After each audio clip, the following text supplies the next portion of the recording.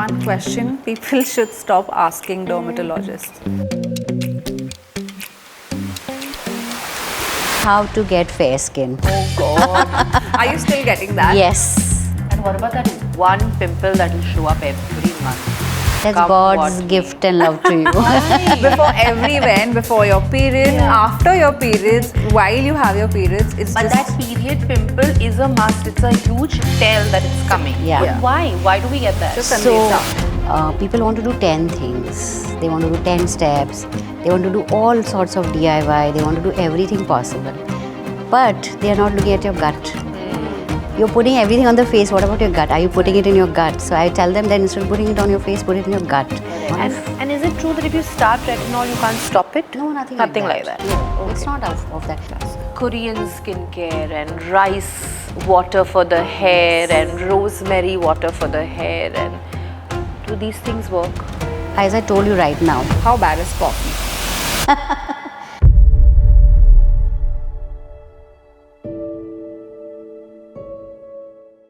Hi, we're so excited to have you today. Thank you so much. It's a pleasure to be here. We're very honored. This is our first episode, so we're a little nervous, but I hope it goes well. Before we jump into the whole science of the solutions and how skin works and how the gut works, I want to know from you, where did your journey of understanding that the skin and the gut are correlated? So I think I've been practicing dermatology for now 20 years. And initially, when you start as a young dermatologist, you're all gung-ho to do your skin thing, put your creams on, give the medications, treat acne. But over the years, after 5-7 years, I realized what is happening is no matter what creams I gave or sometimes medication, the acne would come back or not respond, or maybe the pigmentation is not behaving the way I expected it to be treated. And then I thought, let me go and think, what is it that is triggering and not giving me the response? I felt like a detective going back and looking at, and realized a lot of these patients had gut issues. And it boiled down to that. And when, that's how I figured that it is not just surface of skin, there's something going on within, which as a dermatologist, I need to explore. All of us today are on social media. We're on Instagram, YouTube, we watch all these videos. We have those doctors become our doctors. Yes. So do you think the people's mindset has changed towards skin health, skin care, also understanding this gut and skin relationship? I think there are two parts of your question. One is, yes, definitely with the advent of social media the last few years and people becoming more, I think during the pandemic they had time on hand and everybody was looking into their skin, their health, their wellness, and there the movement started, and now there's a huge awareness, which I'm very happy that it saves me a lot of time because people are educated about what they want to do for their skin and wellness, and that helps.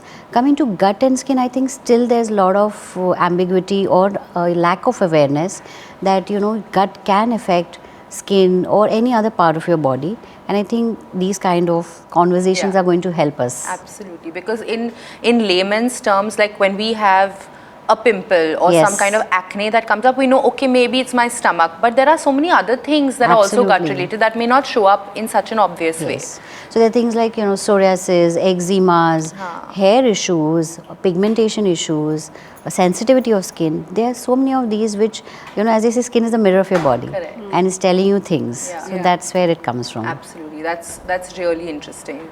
Adding to what you said right now, like people have evolved over the years, and because of COVID, they all understood how to take care of themselves. But I think we're still understanding in terms of skincare and procedures, everyone knows what they need to do, right? Like everyone you talk to, they know that Q-switch or the other procedures that they do could help them. But I think a lot of people still have a disconnect in understanding that your gut and your skin, like stress, gut and skin is like a vicious circle, right? How do you break that? And why do you think that there's still a disconnect in people understanding that this is stemming from their gut?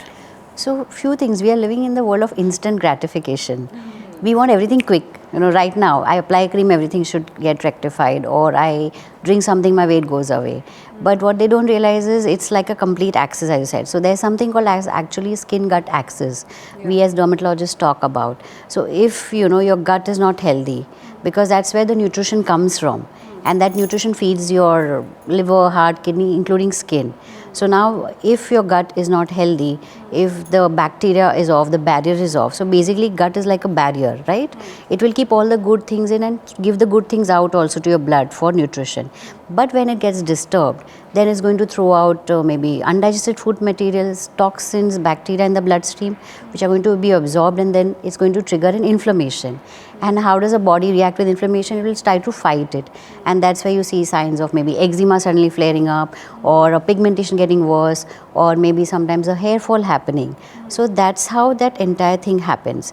Now problem is, people when they come to me or patients, they say, okay, I've got an acne, how do you fix it instantly?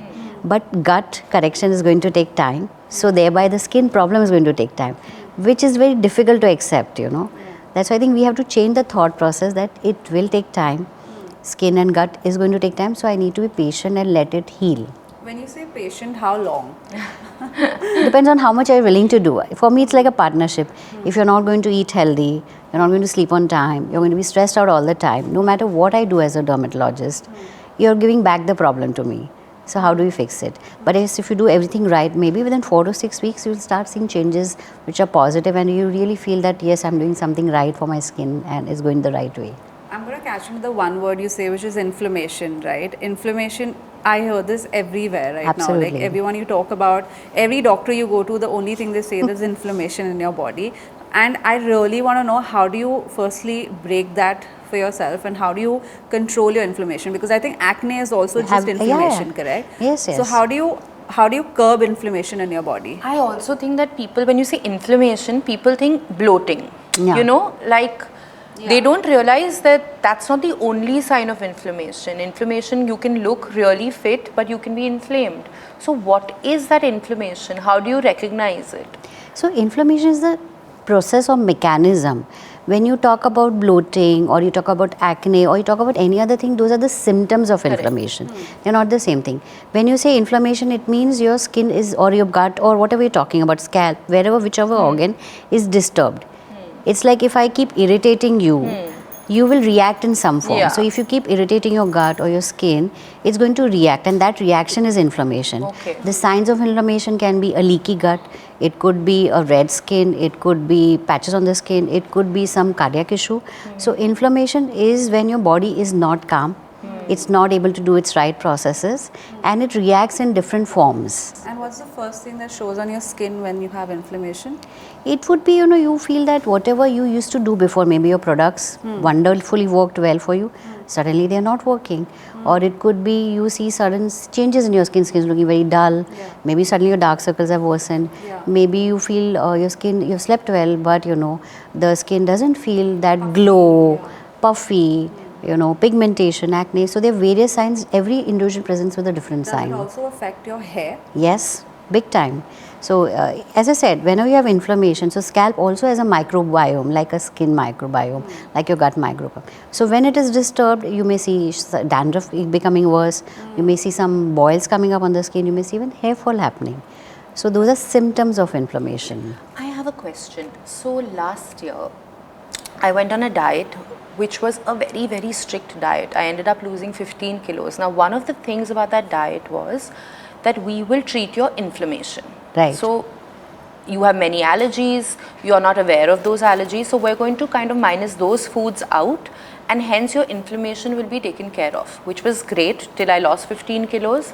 After that, what happened was, at the cusp of losing those 15 kilos, I lost half my hair. Yes. Is it the one So- that Vidya Balan did? Is that the...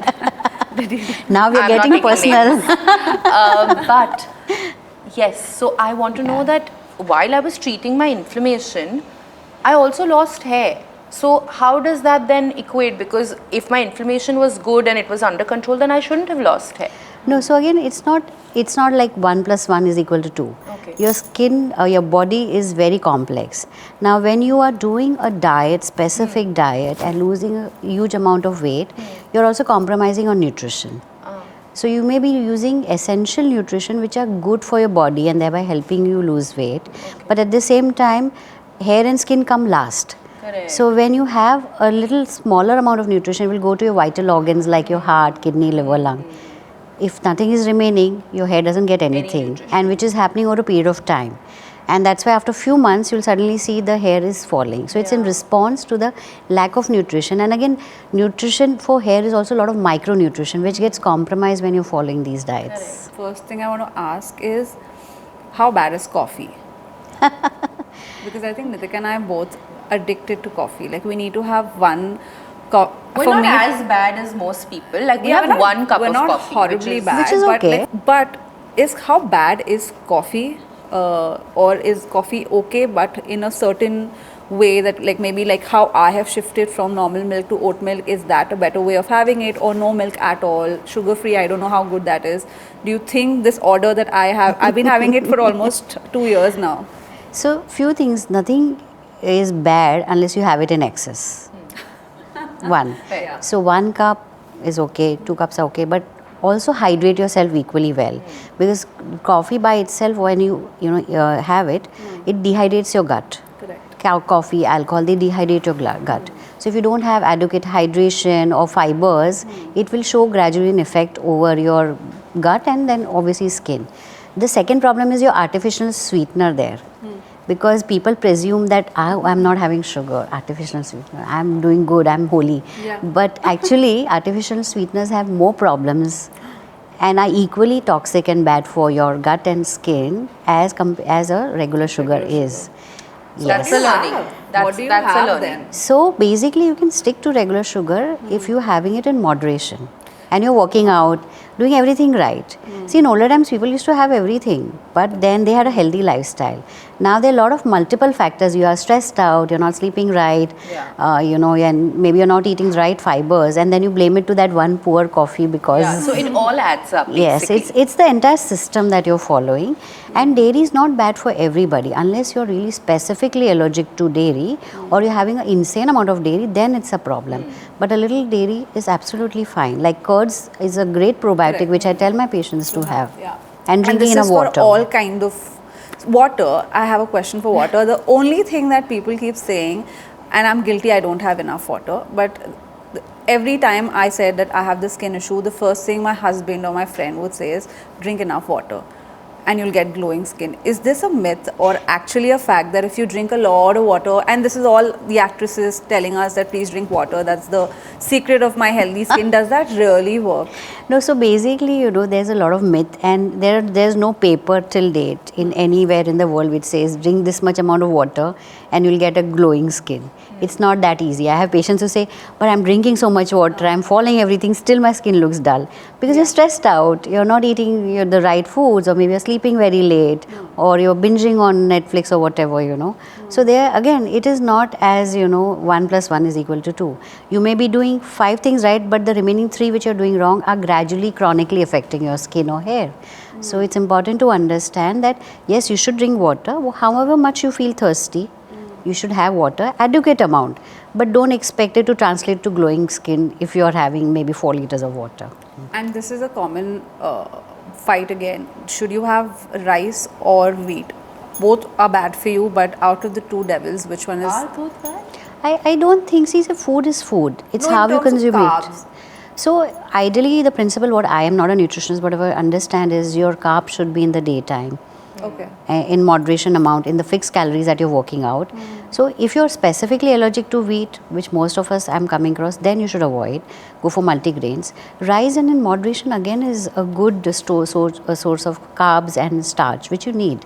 Yeah. So in moderation, if you have, it's like a rainbow, if you have the rainbow platter, it's fine. But yes, if you're eating rice constantly again and again, that can again affect your gut inflammation and then cause a problem. Like if you see our moms, our grandmoms, they have really clear skin. They've never had this issue of PCOD causing acne or any of that sort. Why is it only us in this generation now, of course we're also old, but just the older generation after our moms and grandmoms are dealing with this issue, that your gut and your skin and all of that is just all over the place right now. They didn't have that. Yeah, because in those times the soil quality was so much better.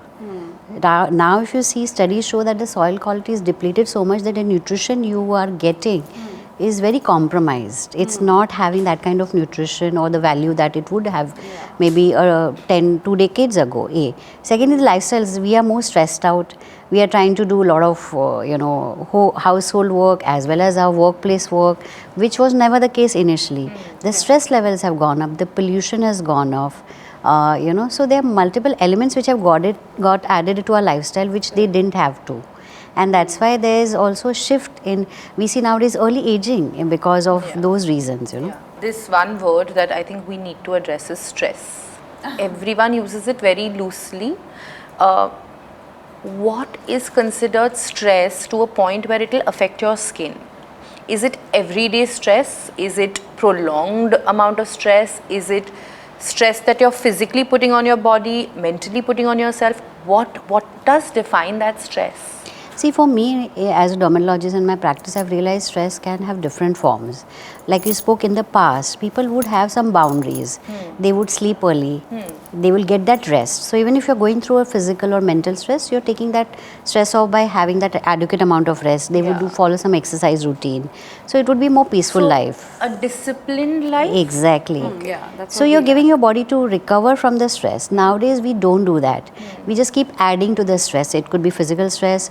You're not eating on time. You may be eating healthy, but not on time. So your body biorhythm over a period of time gets affected, and that puts a stress on the body mechanisms. Then you're sleeping late. I have patients who say, I'm sleeping at 1 a.m. but I'm getting up at 9. But your biorhythm says you should sleep because your body repair is 11 a.m. to 11 p.m. to 2 a.m. Correct. And then you're not allowing it to repair. So you're making it work extra hard, right? So that's where again, then your mental stress obviously is high. It could just be the commute which is stressing you out. It could just be some work stress which is stressing you out. So there are a lot of these elements which were not existing in the past. And we are not doing anything. We're not taking time to, rest, give it a break, recover from that stress. Cortisol that you said, if you see, Instagram is full of people just telling you how to control your cortisol. There are 10 things like dip your face in ice water, drink this this particular drink with ginger and whatnot. The ABC juice. Yeah, like 100 herbs. But can you tell us like 5 things or at least 3 things that would really help you control your cortisol, at least for women? See, for cortisol, what happens is you have cortisol in the morning and you have melatonin in the night. These are your natural hormones. Now, we want them to behave in harmony and in symphony. When it goes haywire, then you have to again think, what did you do wrong? So maybe look at your meals. Start eating proper meals. Give it, maybe it could just be a small apple or it could just be a salad. But take those 3-hourly break and have those small meals. So it's kind of then, pushing it back that let's start. Step back, take deep breaths. You have that 4-7-8 rule. 4 breaths in, hold it for 7, then release it for 8. Because that basically brings down your cortisol levels on the nervous system level. So that you have to do. So those are few things which you can do. Then again, look at sleep patterns. Try to sleep early. And again, a lot of people start working out. I'm doing HIIT training, I'm doing workouts. But you're just putting your body into overdrive again. So step back, maybe do some stretches, some yoga once a week. So all those are measures which you're telling your body to listen, hey, calm down, rest, recover, come back to normal. We don't always have to be at a go all the time. The 3 foods that are absolute no-nos, like please don't touch them from a gut and skin point of view. Definitely like we all sugar. know we should, so sugar. Definitely sugar because... Sugar-free also. And sugar-free also. So... but when you say sugar, do you mean good, coconut sugar, all these all different forms of variations, sugar. All forms of sugar. You should be aware and wary of all forms of sugar, because you may be thinking, I'm just having little sugar in my tea, then I'm having little jaggery there, or I'm having little honey in my tea. Exactly. So they're all building up collectively, right? That's the reason you have to be very, very careful about what you're consuming through the day and month. Not just today I had one and then I went and had a pastry there and then I went and had this dessert there. So it just builds up. So you have to be wary of all forms of sugar in however manner it is, because it triggers a process called glycation, which hardens your collagen and breaks down. And collagen and elastin keeps your skin young, healthy, your pores tight. So it's important that sugar is one thing. Then obviously dairy, if specifically you see a lot of inflammation happening with that. And then as I said, wheat. So these are 3 foods nowadays we see very commonly affecting your gut and thereby your skin that you should be careful of. So sugar, gluten and dairy. And then comes your junk food, your processed foods, your cola drinks, your alcohol, smoking. So there are various factors, you know. Right. How do you know like your acne or everything that your skin issues are related to your gut or stress or hormones now? How do you understand the difference? So it depends on the problem you're having, right? So suppose you're having acne, for example. So normally teen acne is all over the face. So we know it's hormonal because your androgens are going up, your oil gland production is shooting up, and that's why you have that. After a certain point, you will see acne at times, especially somewhere around the forehead. Yeah. So a lot of patients sometimes come to me randomly that I have forehead acne, and that's a clear sign your gut is off. So this is your gut area. So when this is off, so generally gut is one of the reasons, wherein primary everything is clear, but suddenly breaking out here. And then we as dermatologists see the type of acne you have and then diagnose, yes, this is gut and that's why it's happening. So this is a clear sign. Constipation or digestion issues, this will pop up, or you're having bad diet, this will again pop up. Then people have it here at the temples. That's more product related. Sometimes you use certain hair products, or you know your hair is coming all over the face. So when people say forehead is because of this, no, actually it is digestion. This is because of your hair products. Then we are looking at cheeks, though it could be pollution. A lot of times because you're traveling and all, the pollution comes directly on the face. So you look at pollution, or it could be hormonal changes, it could be certain products you're using. And then when you're looking at the mouth area, you know, so a lot of times patients come with the irritation there or some breakouts there. That's not acne, it is an allergic reaction to maybe the toothpaste you're using or certain lip products like lipsticks you're using. Those can be giving you. Yes, yes. And then when you have it on the jawline or the lower face, that's clear cut, that's your adult acne. It's a clear sign that your hormones are off and there's something going on there and you need to investigate. So it's like a proper roadmap for us dermatologists that when you have an acne on a specific area, we know first thing is look at this problem, maybe a hormone, maybe a digestion, and then look at other, you know, problems which could be adding to it. So it's like getting the root cause of it. And what about that one pimple that will show up every month? That's God's gift and love to you. Before every event, before your periods, after your periods, while you have your periods, it's but just... that period pimple is a must. It's a huge tell that it's coming. Yeah. Why? Why do we get that? So it is like, because you know you have estrogens and progesterone. Estrogen is what we love because it keeps your skin glowing, healthy, your oil glands in check. So that's the first 15 days after your periods. The next 15 days before your periods is when your progesterone, which is the villain, goes high. We need progesterone, but that is a culprit which is giving you, because it shoots up, your oil production shoots up. And thereby when your oil production shoots up, your congestion is more, you're bound to get blackheads, whiteheads, acne around that time. And then once you get your periods, progesterone again goes back to normal and estrogen starts climbing up. So before your periods, during your periods is the time when you get acne because your progesterone is high. And then it starts going down, and automatically a lot of times you see the acne dying down. So that's how it works. Talking about PCOD, we're talking about women, we're talking about hormones. I've always had to deal with one thing. I have PCOD, and of course it shows in many ways. Whenever I would go to the doctor, the first thing the doctor would tell me was I needed to get on the pill, the Isotretinoid pill, right? Or if I would go to the gynac, they would tell me the same thing, that you need to get on the pill. Now, what is Isotretinoid? I don't know, I'll tell you. Like I've heard, which is what I want to know. I've heard like crazy stories and rumors, and it's very fear-inducing, this pill, because people have told me you can't get pregnant, you'll have mood swings, you have to be very careful with how you're consuming it. Even with the topical one, like people have like scared me, saying that you can't use anything more than a pea size, because if you use more, you'll break out, and you know you'll purge, and it'll be crazy. No. So tell me, what is the right approach? What is isotretinoid, and should people actually even take it? So isotretinoin is a drug form of retinoid, which is a vitamin A derivative, we'll call it, or analog. So there's no linkage to steroid first A. But it's a potent drug, like any other drug. You know, people are popping paracetamols and azithromycin or so many antibiotics like crazy. So every medicine which comes in the category of a drug will have effects, thereby it will have side effects. So it's a controlled medicine. Now what happens, what I have seen is Isotretinoin is a drug form of retinol, and it is US FDA approved for acne worldwide for years. It has beautiful papers. It is for me one of the best drugs that I can give to my acne patient. Okay. But it is a drug.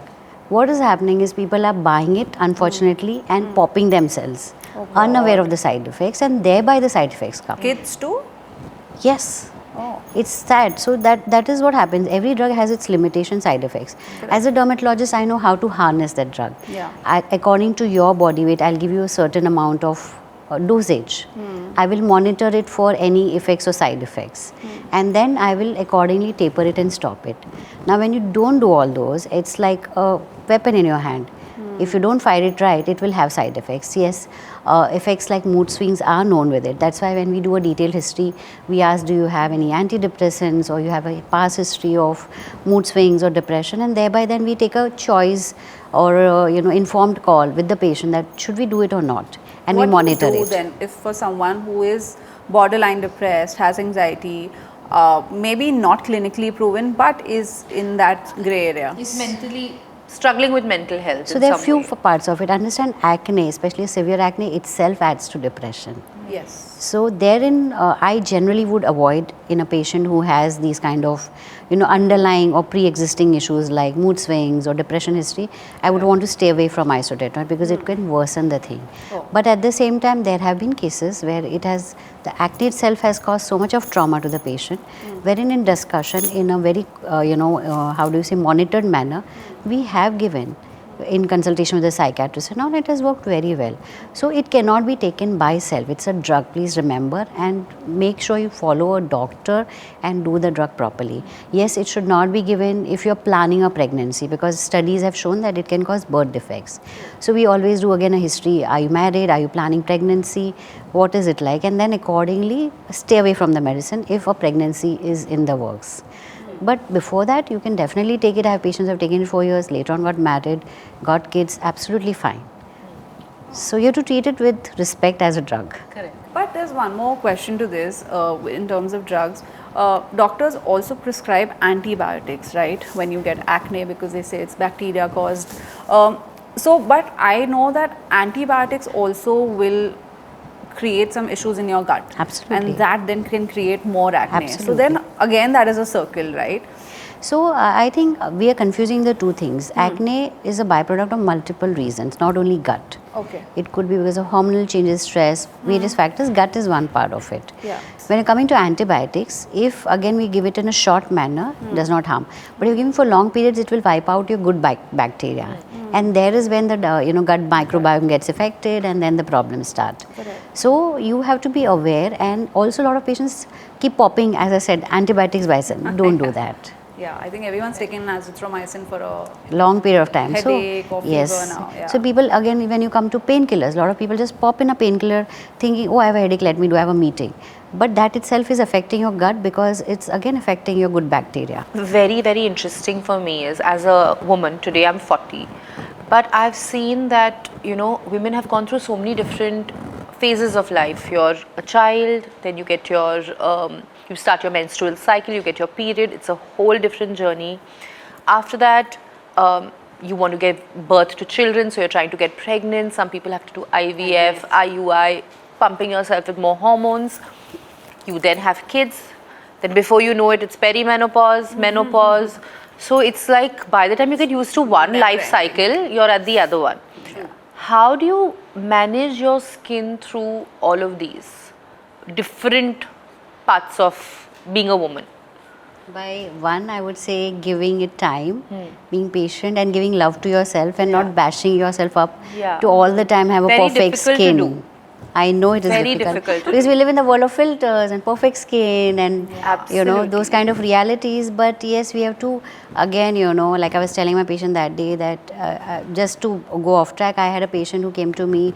I started seeing her at 22 years of age, moderately good girl, and at 29 she's getting married, and she told me, Doc, one statement stayed with me and helped me. You told me at 22 I had a face full of acne, I was overweight. You told me you're beautiful the way you are.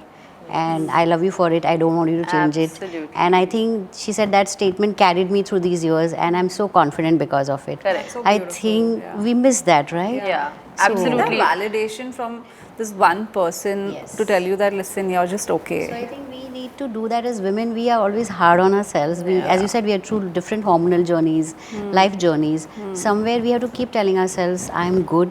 I know I have a bad skin day, but that doesn't mean make me define me or make me less. Correct. I know I'm being very, philosophical, but No, I but it's think, important because yes, I think it's this important. is something that is the crux of everything, right? Like you just Absolutely. be kinder to yourself first, Absolutely. Yeah. and then I think for me as a woman, that has carried me through telling myself that it's okay to the fine have- lines are okay, the acne is okay, Absolutely. the pigmentation. Absolutely.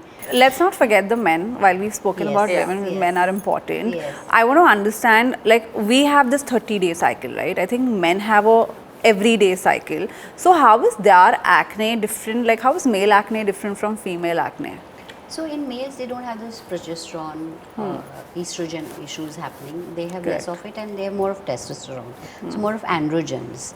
At the same time, the male skin is more thicker. They have a little more oil glands. They have a little thicker collagen. So those are the greater benefits Yeah, they have But as that's men. true. I have friends who like have great skin at 40, and I'm like, what are you doing for your skin? They'll be like, I use Lifebuoy soap, and that's Exactly. it. Yes, Yeah. yes. My husband, he uses synthol on his face. And that's it. And They don't do any, clear. not even a moisturizer. And here I'm putting products on products, and I'm still struggling. Why is that? That's because of those hormones that you're going through, which men don't have to go through as much. Yeah. Okay. And again, society is not as hard on women and non-men than they are on women. Even here it's difficult for women. Just imagine. Everywhere. So I think they have certain greater benefits in terms of structurally and genetically they have those elements. At the same time, their acne would be similar. They would get hormonal acne also. Yeah. They would get more of forehead acne because it's more gut related for them more than hormones.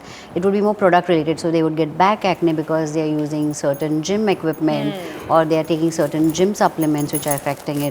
So they have the acne but in a different causative form Yeah. and those kind of things. I also want to know, there's a lot of these new therapies, the gua shas and the microderma rollers and the red light therapy and the ice dunking. There's so much to do. Does it really help? I will say yes and no. One, while it's great that there's so much to do in the skin world and people have so much access because Yeah. we are in a country where not everybody can access a dermatologist. But it's important to understand whatever new comes, what is the science behind it, who is talking about it. Is it a certified dermatologist or is it somebody else who's not certified to do it? What is the motive behind it? So it's important to say, yes, when I'm doing these things, I should be feeling good about it. Maybe some lymphatic drainage, maybe the skin will feel good, but it's not going to treat your acne. It's not going to make your wrinkles disappear. So those realistic understandings are there, absolutely fine. Again, things like microdermabrasion or derma roller should not be done at home because you're needling the skin. Yeah. It's going to breach your skin, cause infections or long-term damage. Correct. This is a very popular saying in North. My mother used to say, because just because your friend is going to jump in the well, You does don't. not mean You you don't go and have jump to. without knowing what is happening Yeah. there. True. So, like during pregnancy, your body, of course, you don't know what's going to happen. You're already in that process because you're scared and you're doing multiple other things. I think skin is the last thing you're caring about while you're pregnant. Absolutely. And after you give birth, I think, I'm sure you can answer this, that after you give birth, then there is no time for yourself at all. So what are the things that you can do before you conceive to at least take care of your skin after you've given birth? I thought pregnancy glow was real. I'm getting acne, I'm getting pigmentation. What's going on, doc? So it can go either ways. Yeah. Again, don't beat yourself because that's your natural hormone going to happen. I tell my patients, get through your pregnancy, get through your feeding. We'll deal with it later. Right now, just enjoy this because it's like, just you can't do anything about it Enjoy the because process. you're in a process where I can't give you any actives, I can't give you any medications, I can just manage with basic stuff which may not be enough. So for now there's no point in beating yourself. It may happen despite the best skincare or the routine that you follow because that's hormones, right? And I think food again, right? Yes, Like we've been talking, yes, if you're going to be yes. eating healthy for your Yes, baby, so yes. automatically everything starts showing Yes, in your absolutely. skin. Yeah. True. So, My but- hair but- became great during pregnancy. I know of someone, she's a cousin, and she gave birth to a second child, and she had straight hair, like straight hair, beautiful silky straight hair. She gave birth to her second child. And being curly. Yeah. Yes. How does that happen? Hormones behave and your body behaves very different. You can't control it. But if it happens, then we wait till you finish your feeding, because before that we can't do anything. And then we decide that yes, is there some intervention we can do? How can we improve it? How can we change it? But there are certain body mechanisms, even without pregnancy. I have patients who have had straight hair over the years, suddenly it turns wavy or curly. So your hair and skin changes with age, your body morphology, biology, a lot of factors. So that's how it is. I think we should move to anti-aging, because I think anti-aging is such a term that people talk about that, because I think now they say that you need to get into using anti-aging products in your 20s. Really? Yeah. How does Why that not work? kids? I have heard kids also do it. Really? Yeah, and there's so much out there. You use vitamin C, then use retinol X amount of times a week, then use this moisturizer, that nighttime routine. There's so much information that we actually want to give really simple information out there, that this X routine is a good routine, and anything more than this is just like plus plus. What is that routine? So for me, again, with my experience and as a dermatologist, what I've seen is people want to do 10 things. They want to do 10 steps. They want to do all sorts of DIY. They want to do everything possible. But they are not looking at your gut. You're putting everything on the face. What about your gut? Are you putting it in your gut? So I tell them that instead of putting it on your face, put it in your gut. Correct. That will give you more benefits. So for me, it's very simple principle. You eat right on time, sleep on time, exercise, which very few people do, honestly. It's very easy for me to say. Yeah. And then do your simple routine. So in the morning, you protect your skin, do your cleansing, your hydration, maybe a vitamin C as an antioxidant, and a sunscreen, which is protection through the day. And night repair. So wherein you will again maybe do a moisturizer if you are above 30, start with a retinol if it suits you. Again, retinol does not work for everybody. So it's not that you have to kill yourself trying to do a retinol. And is it true that if you start retinol, you can't stop it? No, nothing like like that. No, Okay. it's not of that. See, what happens with retinol, it is a gold standard. We have seen great benefits with it if you use it long term. So once you leave it, obviously the aging signs will come back. You would not want that. Yeah. Yes. So I think that's simple routine. If you have acne, treat your acne in your 20s. If you have pigmentation, treat that. But you don't need like 10 products. And I think aging starts from within. If you don't take care of your internal factors, It'll start. it will the product will just lie on the skin. It won't beyond that penetrate and give you results, right? And another question I want to ask, which is something that we as Indians have been doing for years, and I feel like maybe it helped in a different time and age, is all your ghar ke nuskhe. You put your anda in your hair, and you put your papaya on your face, and banana peel, and whatever's in your fridge you put on your face. While it's easy, does it work, or is it temporary? How does it work?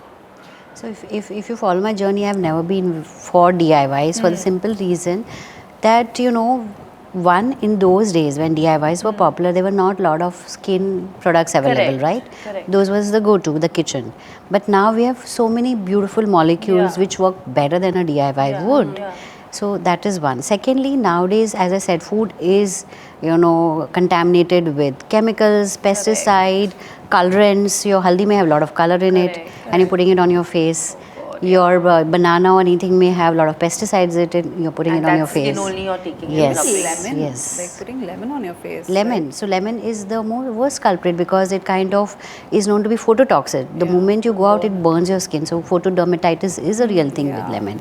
So when you're using DIYs, again, don't follow it blindly because you're putting things which may not again suit your skin pH. Then you're doing maybe a lemon today, maybe a banana third day, and your skin is like, what's happening? Confused. It's confused and it will react, and then you will say, why did my skin not behave well?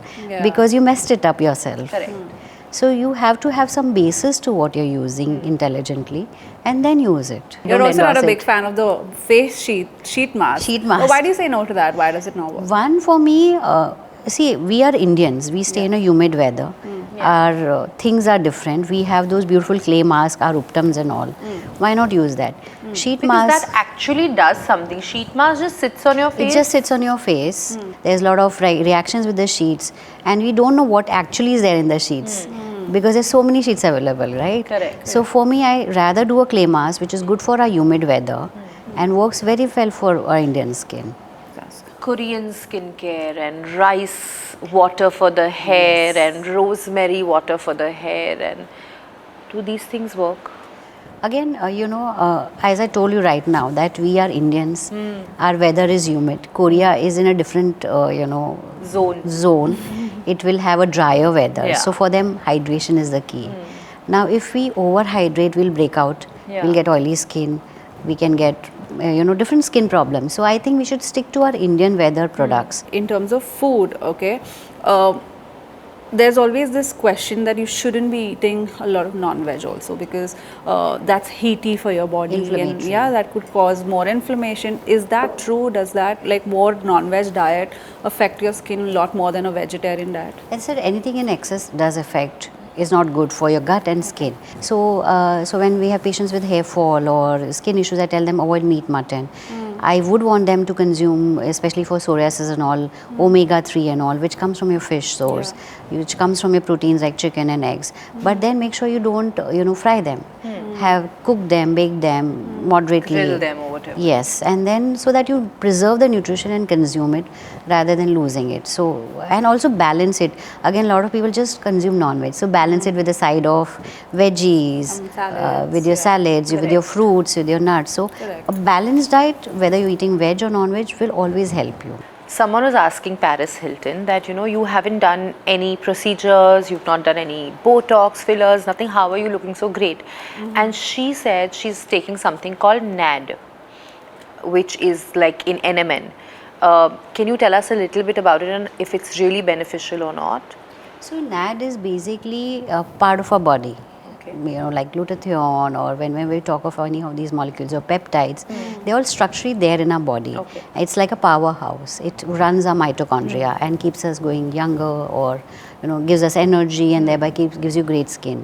While it is great, but honestly, it has been overhyped.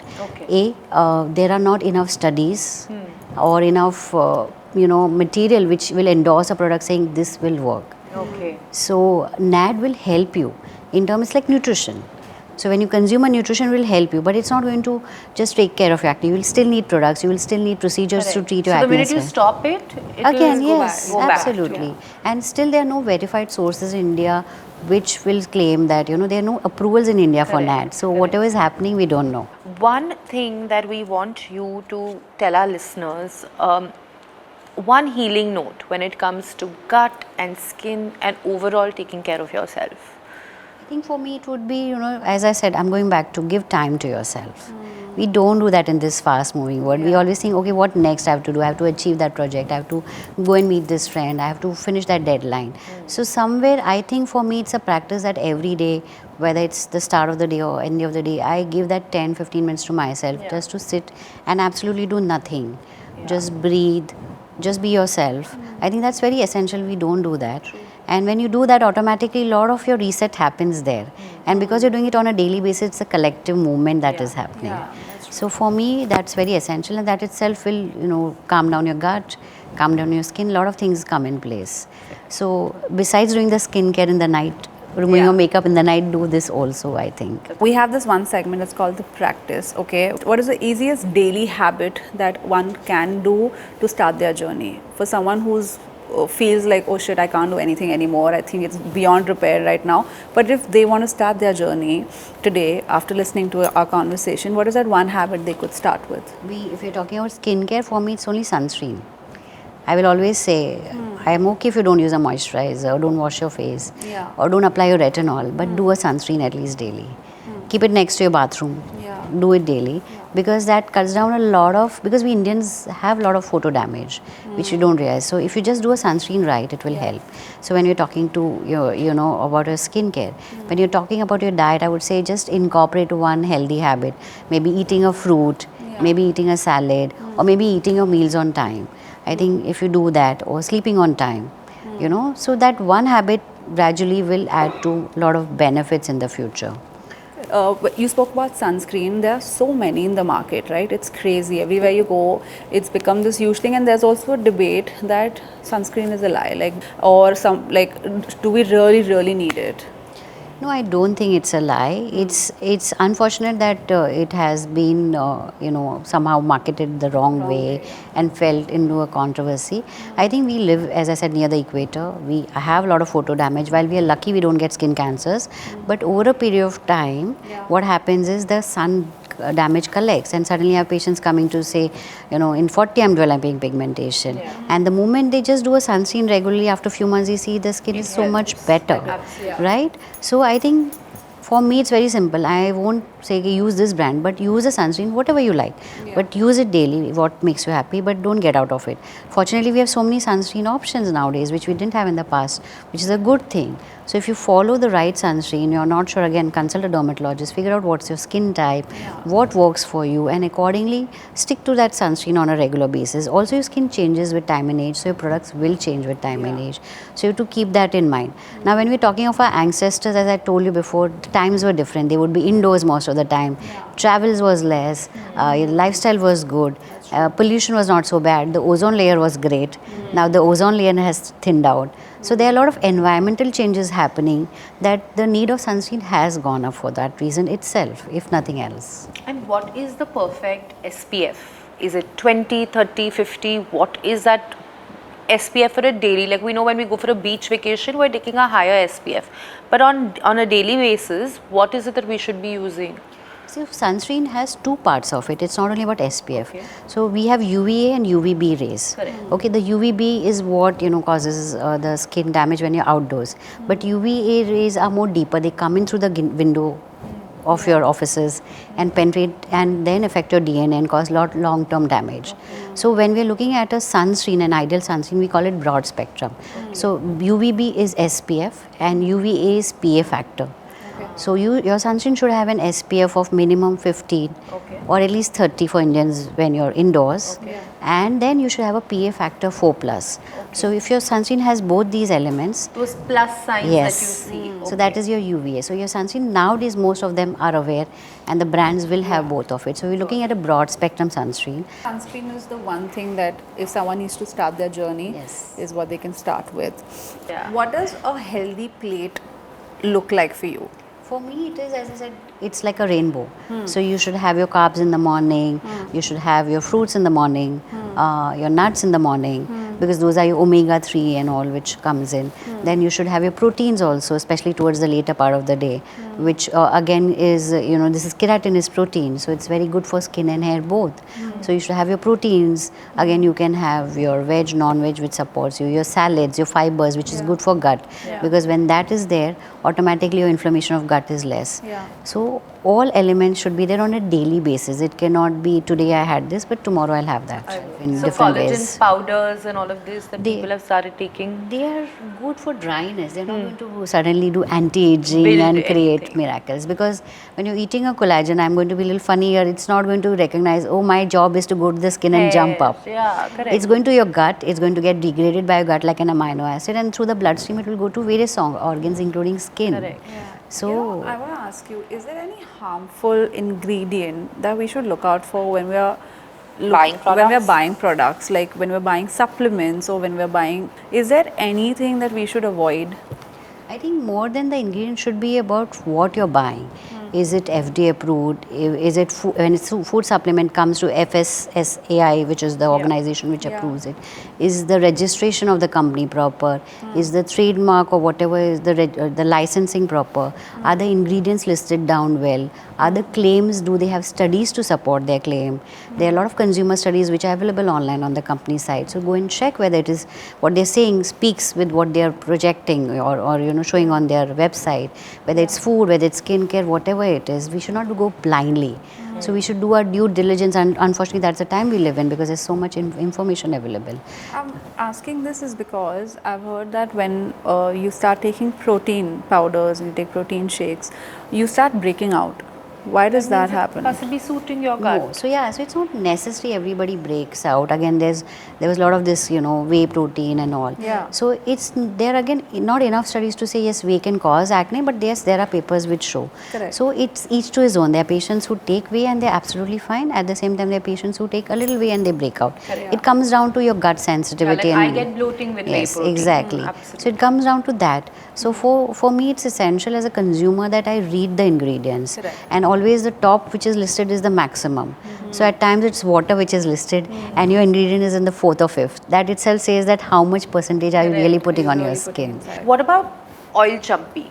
There was this whole phase where people said, no, don't oil your hair. It spoils your hair color and it dries your hair and you have to use more shampoo. And now they're again saying, no, go back to oiling and go back to. So what is it? Does oiling help? Does it harm? See, for us, oil is rooted in tradition. Our grandmothers used to apply it, and it was a very relaxing practice. It was all the love, Absolutely. So, again, I always practice that it depends on the state of your scalp. If you have a dry scalp, oil works as a moisturizer, nothing else. Don't expect it to grow a lot of hair, but it's like you moisturize your skin. Now you can apply cream on your hair, so oil works as a moisturizer. Correct. Again, when you're applying an oil, it should be on the scalp because this is your root, right? Yeah. Like I said, this is the garden base. These are just the plants. So if you're putting a lot of water here, they're going to dry and you're overdoing it. So ideally, whenever you're applying oil, I tell them do it on the scalp, never on the ends. Again, you have to do a very little amount of oil. You're not cooking there. Yeah. You're just moisturizing it. Yeah. So treat it like a moisturizer. Take a bit of oil, apply it on the scalp, leave it for overnight, maybe an hour or so, and then shampoo it out.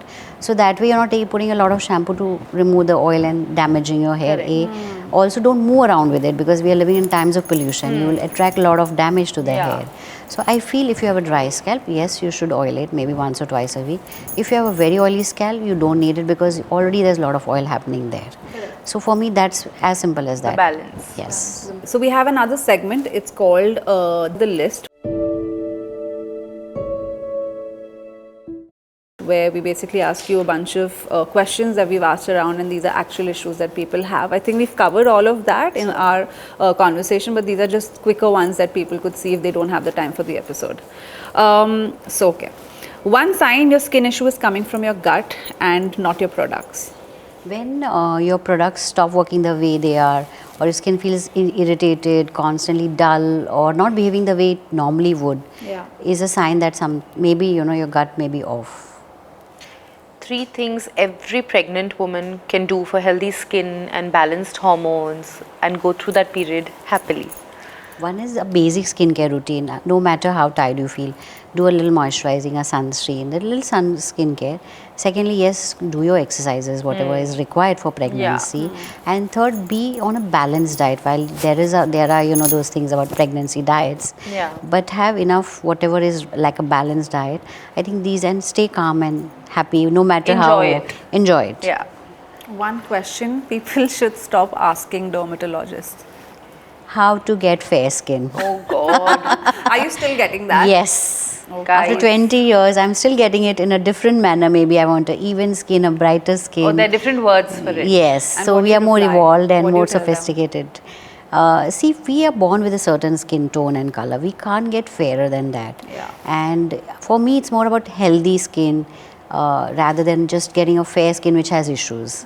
So I think for me, that is very essential. We need to follow that. What does a healthy skin look like for you? A healthy skin is irrespective of color, skin which does not have any problems like recurrent acne or pigmentary issues or uneven skin or skin looking very dull, patchy, or having skin barrier issues like irritation all the time or flare-ups all the time. So it's like an angry skin which is not a happy place to be.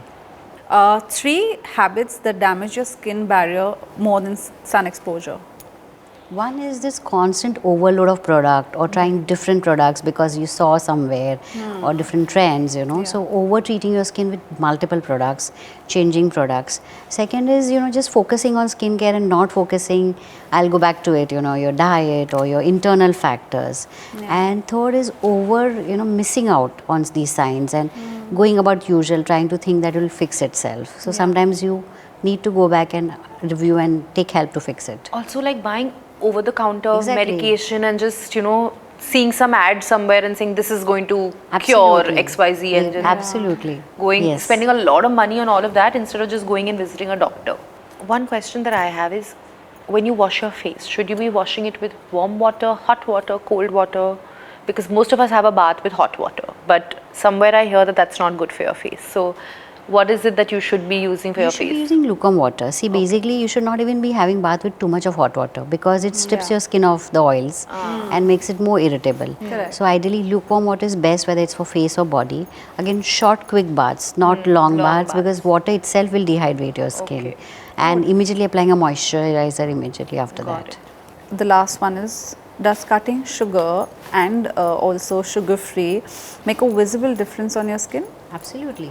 Sugar alone? Yes, I have patients who have just stopped sugar or become very disciplined in their lifestyle, and they saw that the skin pigmentation has become lesser or their acne is really clearing up faster than expected. So I have many such patients, and we have seen those success stories where in just making tiny bit of changes in the diet and has great outcomes in the skin and hair itself. I know you said that ghar ke nuske is something that you don't really support, but 3 ingredients from your kitchen that you can actually use on your skin and it will help you. Wash your face properly. Use the water. Use the water to wash your face. Yeah. Take the foods and eat them rather than putting on your face. Okay. And I think third thing is, stay away from too many DIYs, honestly. For Okay. me, that's very important. Just do a basic routine. I will never tell you to go and apply it because that's not an easy fix. Correct. And more power to people that feel the need to do this. And I'm saying this because I feel so much of your mental health is the way you look, and so much of the way you look is your mental health. So what is that time in your life when you feel it's okay to do Botox or it's okay to do fillers? Is it okay? Is it not okay? I'm glad you brought this up because there's a lot of shame. I don't think you have to treat it. You go for a haircut, you go for a hair color, right? You do your brows. So it's like you're trying to feel good about yourself. Yeah. So there's no one particular answer to that. Anybody about 18, yes, your dermatologist may decide that you're not the right fit for it. But anybody after a point you feel, though, I need to change the shape of my face, because I have seen those journeys wherein women have become more confident after maybe doing a botulinum toxin because their shape changed, or maybe they did under eye fillers and they got more work opportunities because of that. So I don't think there should be a shame to it. You're doing it for yourself, your body, and if you don't like it, it is going to go away. It's not going to stay with you. It's not permanent. Exactly, that's what I like about it. See, also it's important you choose a credible board certified dermatologist, because unfortunately in our country there's no proper licensing. So we see everybody sitting there. Salons are doing it. Exactly. So as a educated consumer or a patient, you should make sure that you check the doctor's degree like MD, dermatology, DDV, DVD, DNB dermatology. Also their website. See their reviews, see the before afters. Do your homework Exactly. thoroughly before you That would be for any professional, whether it's a nutritionist or dermatologist or anybody.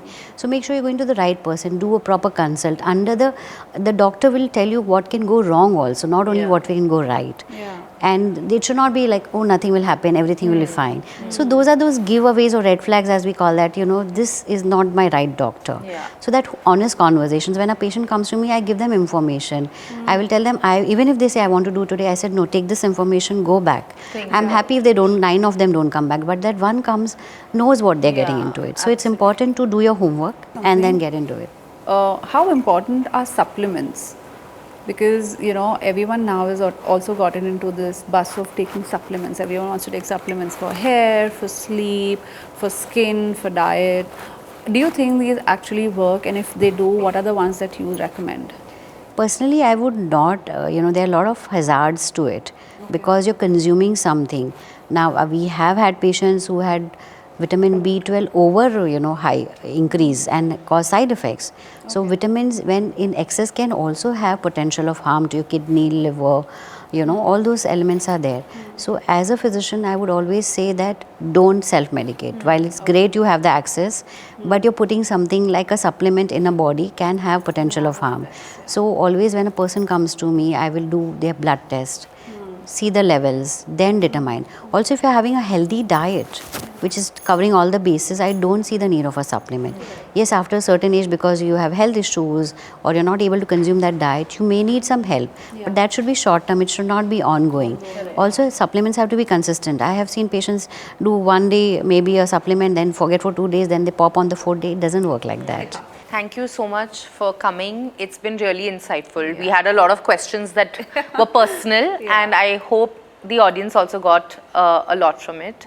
Thank you so much for coming. Thank you for having me. I think it felt so nice to sit and just have a conversation, and I hope that people who feel that, you know, like for someone like me, I thought this is beyond repair, but then I think if you listen to a conversation like this, it gives you some kind of hope, and it probably just gives you one little push to start your journey, you know. So I hope whoever's listening to this can start their healing journey with us, and I'm very happy that you were here. Thank you so much for being a part of the healing table. Thank you so much for having me, and I loved chatting with you, and I hope this conversation is useful to others out there.